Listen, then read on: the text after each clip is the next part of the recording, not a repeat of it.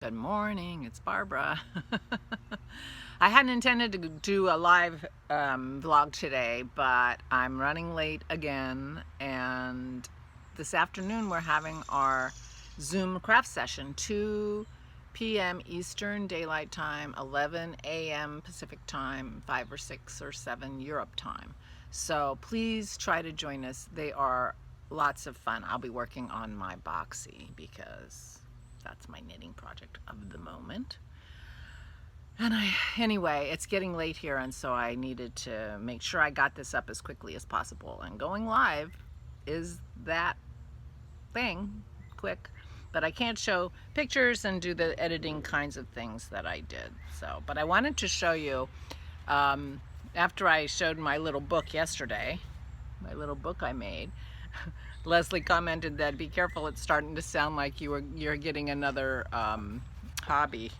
And she's right, because this is a sketchbook that I made with Coptic. It's a Coptic bound sketchbook. Isn't that cool? And I didn't have any more of my picture, enough of my picture to make a cover, so I just used the heavy 300-pound paper for the cover. Back cover doesn't open quite as well. I wonder why. Too tight on one of my bindings, I guess. Anyway, so not only will I need to fill my sketchbook, I will need to decorate my cover. So it has stitches. I only put 2 sheets of paper, or 4 sides, 8 sides, in a signature. The little groupings of paper are called signatures. And when people, the Coptic YouTube channel showing how to do Coptic, they were putting 4 sheets together to make lots of sides before you went to the, because you can see in between the signatures, you can see the knots. Anyway, it was fun to do, and and this morning I realized, you know, because it was stitching. I'm stitching. It was very cool. But this morning I'm like, if you want to stitch, you should work on your Dragons of Sumatra. I should work on my Dragons of Sumatra. Christy has a stitchy friend, Stitcher Trish, who I ended up following, is doing the Dragons of Sumatra. And yeah, Sumatra. And it's so gorgeous. You know, and the thing about it, you have to count to know where you are, but you don't have to think about the color because it's all one color and it looks so beautiful. So anyway, this morning I'm thinking, you know, girl, if you want to stitch, you have stitching projects. I'm way behind in my June for my library, but anyway, so I actually, before I started making these little books, I had ordered 3 more sketchbooks. So because I was running low, since I have filled 2 already and started a 3rd for my paint swatches. So I had ordered more, and then I got the urge, and so then I started making my own. These are all made from really high quality watercolor paper.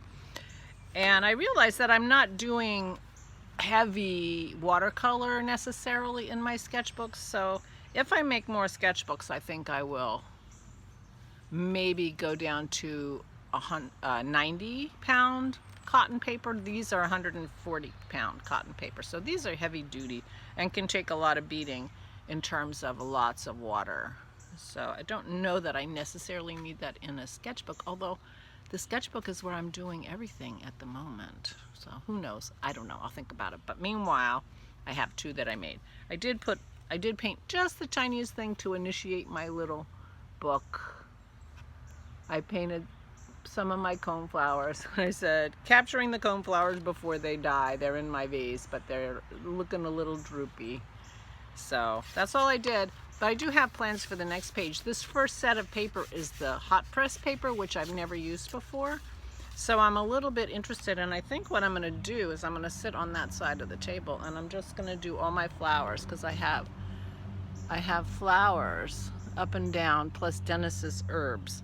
And I think I'm just going to do a little panorama of the top of our railing here with our flowers and see what I think about this hot press paper, because doing this little watercolor wasn't enough to get a good feel for it. So I thought I would try that.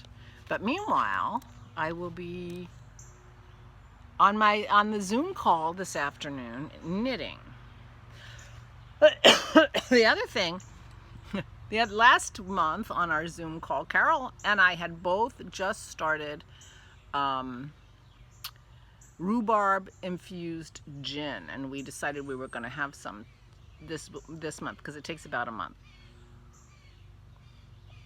So I might be doing a little day drinking just to see what I think about my rhubarb infused gin. And so we shall see. I did use a little bit of it last week in a cocktail. Very Pink Knits on her Drinky Drink channel on YouTube posted her own drink. The Very Pink, couldn't remember, the Very Pink cocktail. And the pink in that cocktail is rhubarb infused gin. She infused some gin too, and so she was using it. And I tried that cocktail. I liked it okay, but for some reason I didn't try the gin on its own. So who knows? You know. So I'm gonna try it on the rocks at 2 o'clock. Do a little day drinking. Check out whether I like my rhubarb gin or not. I also, who knows, maybe I'll do a lot of day drinking. About the same time, I got more strawberries, and I have strawberry infused gin. Now, the rhubarb infused gin, I added artificial sweetener or erythritol to make it sweet. But the strawberry infused gin, I did not. But the strawberries were so sweet, I just thought, there's no, and I didn't really have a recipe. Well, that's not true. I did, and it was just strawberries and gin. So we shall see. Maybe I'll do both, but they're both very pink, so that's cool. So if I need a pink drink, I know how to find one. Don't you sometimes just need a pink drink? Sadly, we were too late putting the bridal veil over the blueberries. They are gone. The birds got them before they were even hardly slightly blue. So there's that. And our apple trees in the back, we were sitting here, and I think Aura was here at the time. We were sitting here watching the squirrel run away with little tiniest green apples in its mouth. So the apples in the back are already being stored for the winter, and they were tiny. I can't even imagine that squirrel's going to get a bellyache eating those green apples. That's what they used to say when I was a kid. I don't know if it's true or not. Well, that if you ate them, you would get a bellyache. Maybe the squirrel's going to get a bellyache. There, we have lots of apples in our apple tree in the front. So maybe he'll fill up his nest, and that'll be that, and we'll get a few apples. We have gotten very few apples over the years, and Dennis has had apple trees for 12 years now. We've gotten 2 or 3. I mean, really, this squirrel is a long-lived squirrel, or else it taught its children to love apples too. It's hard to tell. Anyway, the raspberries are ripening, and we have lots of blackberries to come, so hopefully we'll get some of those.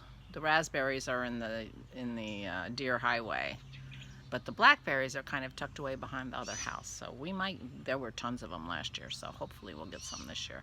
The peach tree's full of peaches, but we shall see. Last year, as soon as they got the slightest blush on them, the next day they were gone, so I think the deer like those. So we shall see. Anyway, today I'm Zooming, and I hope to see you. I hope you can come. I'm going to be working on my boxy and tasting my gins. So we shall see. And if you can't come, I'm sorry, we will miss you, but I will talk to you tomorrow, and I hope you are all well and doing well. And Pearl, did you want to come and say hi? Come on. Pearl's here. Give you a quick Pearl. Give you a quick Pearl. Give me your face. Give me your face, you. Give me a quick glimpse of Pearl. Come here, you. No, I don't want to show you my face. Oh, well, I gotta go. Thank you for joining me. I'll see you later, I hope. Stay safe and stay sane.